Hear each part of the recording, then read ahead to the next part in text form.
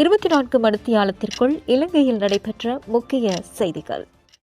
ஊழல் குற்றச்சாட்டில் கைது செய்யப்பட்ட மொரட்டுவை மாநகர சபையின் முன்னாள் மேயர் சமன் லால் பெர்னாண்டோ எதிர்வரும் செப்டம்பர் 23 வரை விளக்கமறியலில் வைக்கப்பட்டுள்ளார்.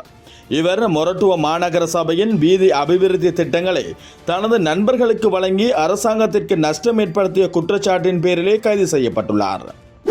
ஜனாதிபதியின் வரப்பிரசாதங்களை ரத்து செய்தல் சட்டமூலத்தின் 2வது வாசிப்பு விவாதம் மீதான வாக்கெடுப்பில் பிரேரணையில் ஆதரவாக 151 வாக்குகளும் எதிராக 1 வாக்கும் அளிக்கப்பட்டன.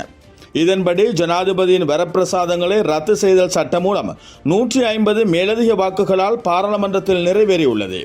இதன் மூலம் ஜனாதிபதியின் வரப்பிரசாதங்களை ரத்து செய்தல் சட்டம் உடன் அமலுக்கு வந்துள்ளது.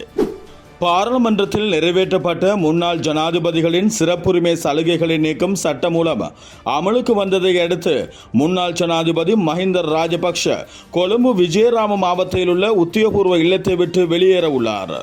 எல்ல வெள்ளவாய வீதியில் அண்மையில் நடந்த பேருந்து விபத்தில் போது துணிச்சலாக நடவடிக்கைகள் எடுத்தமைக்காக பிரித்தானிய பெண்ணொருவர் நேற்று நாடாளுமன்ற வளாகத்தில் கௌரவிக்கப்பட்டுள்ளார்.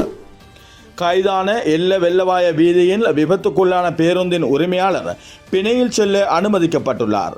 அவர் இன்றைய தினம் கைது செய்யப்பட்ட நிலையில் பண்டாரவளை நீதவான் நீதிமன்றில் முன்னிலைப்படுத்தப்பட்ட போது இந்த உத்தரவு பிறப்பிக்கப்பட்டுள்ளது. நெருக்கடிக்கு பின்னர் பொருளாதார ஸ்திரத்தன்மையை நோக்கி இலங்கை குறிப்பிடத்தக்க முன்னேற்றம் அடைந்துள்ளதாக உலக வங்கி தெரிவித்துள்ளது.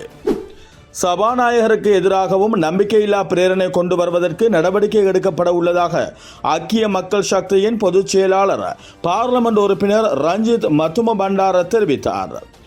மன்னார் மாவட்ட பொது வைத்தியசாலையின் மேம்பாட்டுக்கான 600 மில்லியன் ரூபாய் மானிய புரிந்துணர்வு ஒப்பந்தத்தில் இந்தியாவும் இலங்கையும் கையெழுத்திட்டுள்ளன.